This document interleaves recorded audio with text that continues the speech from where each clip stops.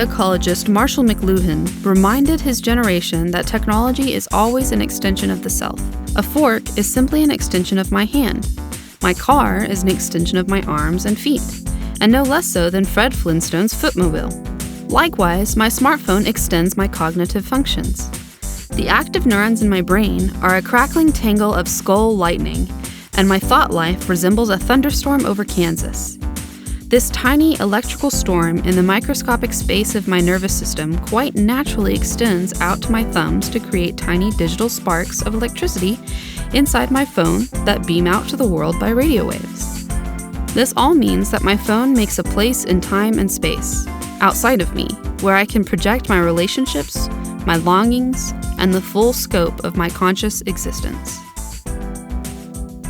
Tony Reinke opens up his book, 12 Ways Your Phone is Changing You, by bringing Marshall McLuhan's prophetic remarks to life in ways McLuhan himself could never have conceived of.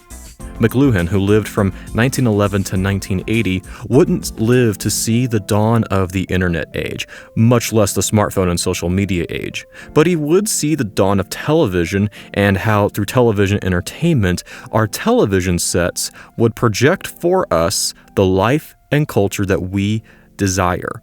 And we could pick the programming that best corresponded to the version of ourselves that we idealized.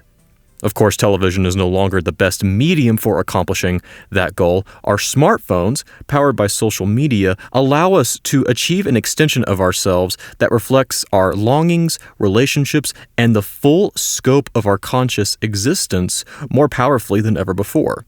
If we're unsatisfied with the world that we live in, we can retreat into a digital world of our creation through our smartphones, a world that reflects who we desire to be and that focuses solely on the things we desire to focus on.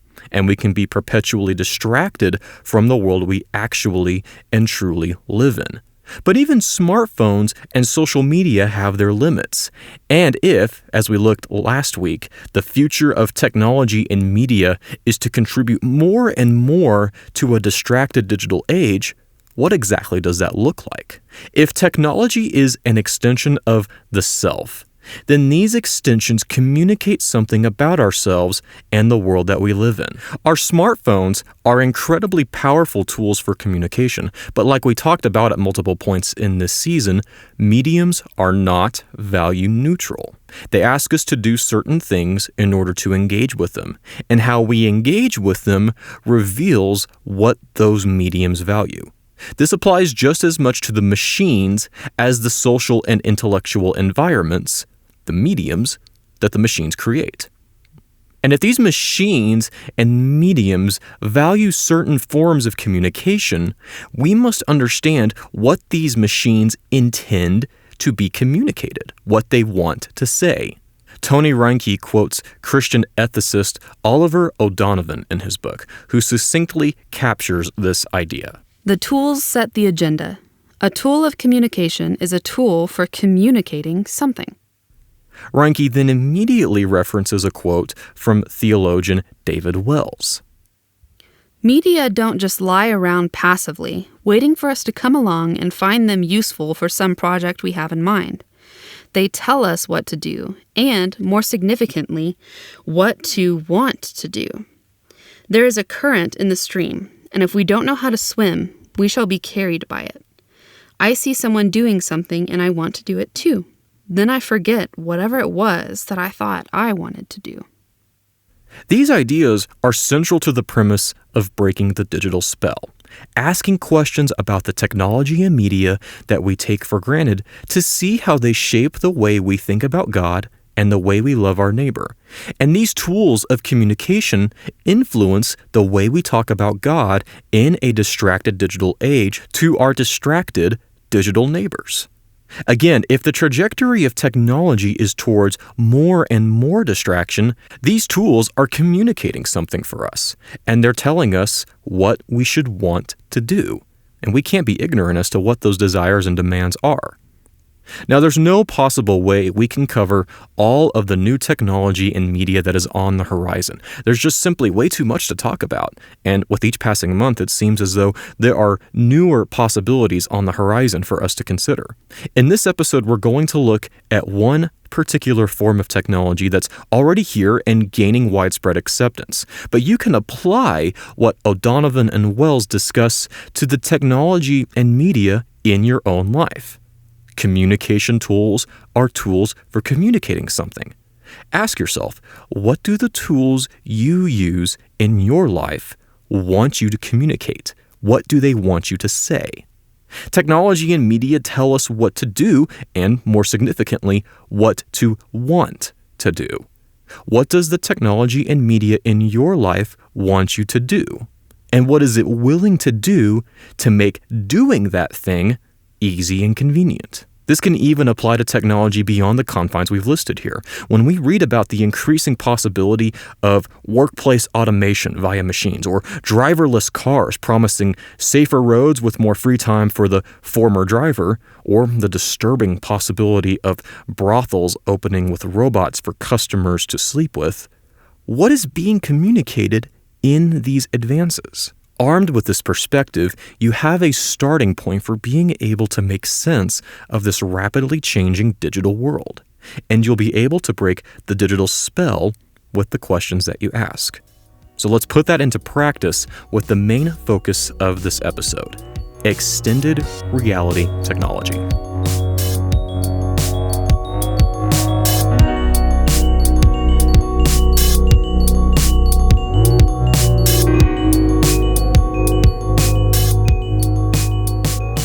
Extended reality, according to tech networking firm North of 41, defines extended reality as all real and virtual combined environments and human-machine interactions generated by computer technology and wearables. Extended reality, or XR for short, is an umbrella term for any kind of technology that blends the real world and the digital world to some degree through an interface. This term encompasses the other popular reality technology, including augmented reality, also known as AR, virtual reality, also known as VR, and mixed reality, which is known as MR.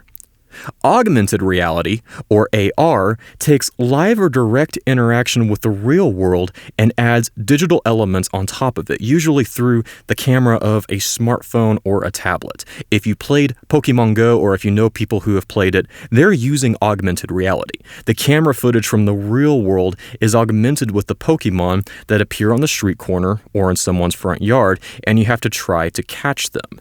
But the foundation for that augmentation comes from whatever the phone camera captures in the real world.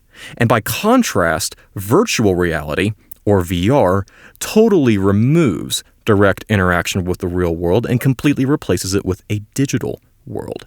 VR technology, whether it's a phone inside of a headset or a VR gaming rig like the Oculus Rift, requires you to completely block out the real world so your eyes can focus on a digital screen that moves as your head and body does.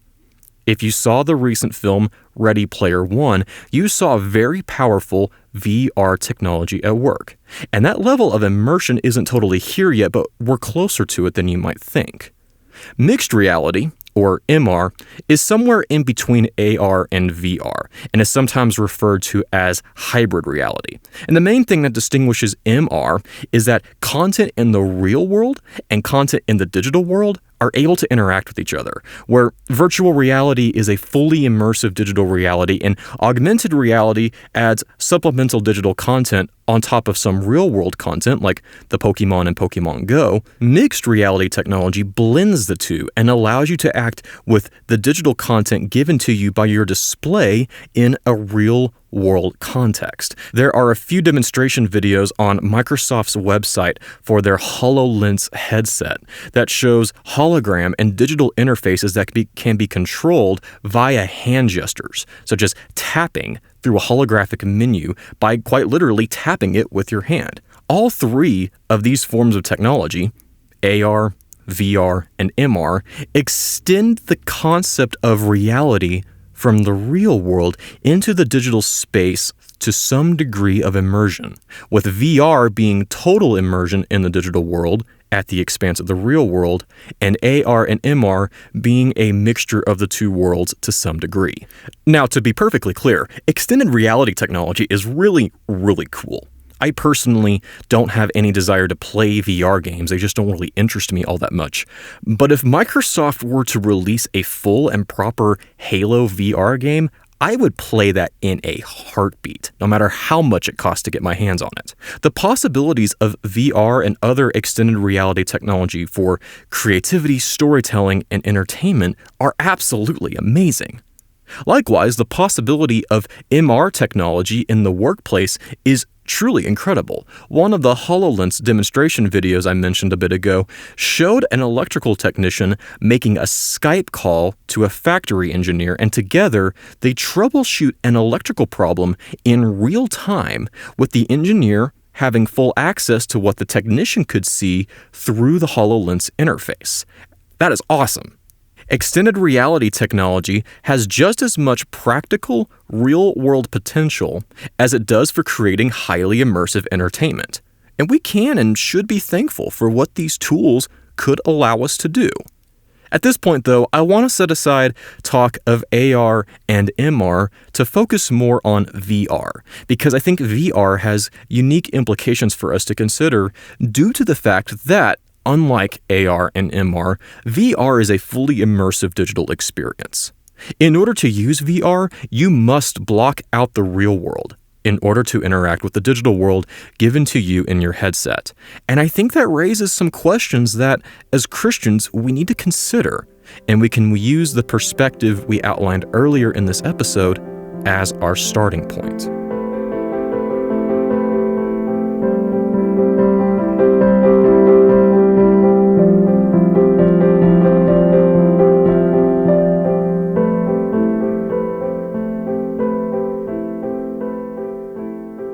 First of all, what does VR tell the user to do? This is another way of asking what VR values as a medium, and what that medium values will be revealed in what that medium asks us to do in order to use it. VR tells the user that, as a baseline requirement for use, the real world must be completely tuned out. And VR technology is very, very powerful at tricking your brain into thinking the digital world that you are immersed in is the world that you actually live in. And the things that you see on the screen, your mind convinces you is actually happening to you. Now, this sets up the next question. What does VR want us to want to do? What kind of desires does VR want us to have? And what is it willing to do to engender those desires in us? This is where VR's strength becomes dangerous, because there's nothing wrong with being fully immersed in a digital world for entertainment or recreation. But what happens when you're immersing yourself in a digital world as a means of escaping the real world? VR wants us to desire a digital world that captivates our hearts and attention more than the real world does, and is willing to offer whatever experience is necessary to make that possible. We can get sucked into distorted realities through prolonged exposure to a television set after a Netflix binge, or through staring at your smartphone for hours on end, but the real world is always in the peripheral vision as you stare into the screen. No matter how much you try, you can't escape the fact that the house is falling apart or that you're sitting on the couch alone when you watch television. No matter how much we might use television or the internet to escape the real world, the screen size and the location always leaves a little bit of the real world in your peripheral vision. But VR takes that peripheral vision and replaces it with a full digital world that could offer us what our real life can't. The digital world of VR could offer us a life of excitement or adventure. It can offer us the illusion of companionship and satisfaction, as the growing availability of VR pornography demonstrates. It can offer us beauty, fascination, and wonder when we can't find it outside our front door. It can allow us to satisfy our deepest, darkest desires. And Jeremy Bailenson of Stanford University succinctly captures why this should concern us. Am I terrified of the world where anyone can create really horrible experiences? Yes, it does worry me.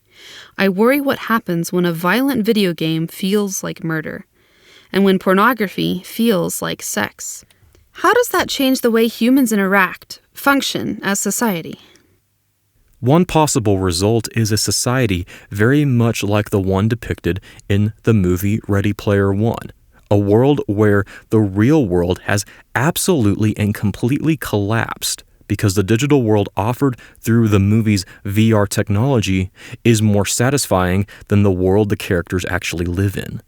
The Oasis, which is Ready Player One's digital world, is where the vast majority of human socialization now takes place. And given how hideous and broken the world outside the screen is, trailer houses stacked endlessly on top of each other, the smoggy air rendering the sky a neutral gray, everyone desperately chasing solutions in the digital world for the problems they face in the real one, it's depressing. I'm not trying to suggest that VR technology will lead to a guaranteed dystopia like the one Ready Player One describes, but I also think it could very easily become that if we don't come to terms with our desire for distraction and escape, and how VR technology will offer us a pinnacle of distraction and escape, unlike anything else that has come before it. Again, to be perfectly clear, VR technology is pretty awesome, and I'm not trying to say it isn't. However, just like all the other technology and media that we've looked at this season, it's not possible to adopt VR just for the cool or beneficial features. You either adopt all the consequences of VR, the good, the bad, and the dystopian, or you adopt none of it. But unlike television, the internet, social media, and smartphones, I think the bad and the ugly of VR poses a more serious threat than the dangers of prior technology and media because VR, more than anything else that's come before it, has the ability to numb us to the world we live in. A world created by an omniscient and omnipotent creator who has created a universe that is beautiful, majestic, and amazing, but a universe that is marred by our sin against a perfectly holy and righteous king who has pronounced death to the enemies who broke his law. Outside of Christ, we are those enemies under that death sentence. And as sinful enemies of this king, we despise his creation, his laws, his rule and authority, and we desire the means to enact our own authority, our own rule, our own laws within our own creation.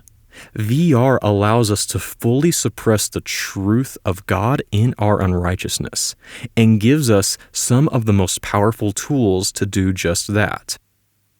I'm not trying to suggest that those who continue to pioneer and improve on this technology are secretly trying to accomplish this while hoodwinking us with the possible benefits of VR. Again, extended reality technology holds some incredible possibilities for legitimately good use, and VR is absolutely included in that. What I am saying is that VR technology is not value neutral, and what it values as a medium, which is giving us fully immersive digital worlds that we want to be in based off of any desire we could have, is something that simultaneously strikes at the very core of what it means to be a human made in the image of God living in his creation. We used this quote from Alan Noble's book, Disruptive Witness, several episodes ago, but listen to it again and ask yourself if you can conceive of a more powerful kind of technology that reinforces this notion of the buffered self. Our pervasive culture of technological distraction dramatically exacerbates the effects of buffered self, which in turn feeds the demand for technology of distraction. It is not a coincidence that these two forces have arisen at this point in history. The rise of secularism has inspired a view of technology and fullness rooted thoroughly in this life and established and chosen inwardly, which, I believe, has helped to justify the creation and adoption of technologies that are not directed toward human flourishing, but instead helping us project our identity and remain distracted. Outside of a culture of virtue grounded in an external source, science, technology, and the market have been driven to produce a society that prioritizes the sovereign individual. The modern person experiences a buffer between themselves and the world out there, including transcendent ideas and truths. The constant distraction of our culture shields us from the kind of deep, honest reflection needed to ask why we exist and what is true. If our smartphones, social media, and the other forms of technology and media that we use in our culture already distracts us from this kind of deep, honest reflection that we need to ask why we exist and what is true, how much more so does VR allow us to be distracted from asking the most important questions we could ever ask? If modern technology and media exist to put a buffer between us and the world we truly live in, then we as Christians cannot afford to be silent on how technology and media, when incorrectly used, can be a severe obstacle to the gospel. And on next week's episode of Breaking the Digital Spell, it's time for conclusions. Part 2.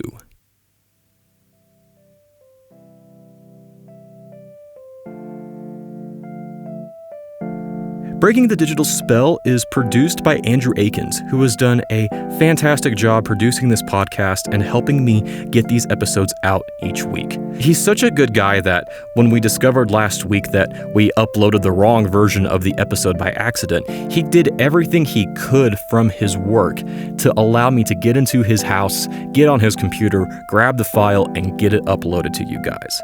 That is some serious dedication to the project that he works on, and I am super thankful for him for that. This podcast is also made possible thanks to my wife, Melissa, who walked approximately 21 miles in the first week of playing Pokemon Go when it released back in 2016. And she also reads the quotes for each week's episode, too. That's also really important. If you've enjoyed this podcast, you can like our Facebook page and follow the show on Twitter at Digital Spell, where I will be posting articles and other writings relevant to each week's episode throughout the week. And please, wherever you're listening to this, please consider subscribing and leaving a review. My favorite reviews are 5-star reviews, but if you want to leave me a 4, a 3, or a 2, or even a 1, I promise I'll read it and I'll take it into consideration, whatever you have to say. But please leave a review and share this podcast with your friends and family and coworkers, or even on your social media pages. That would really mean a lot to me. My name is Austin, and together we are breaking the digital spell.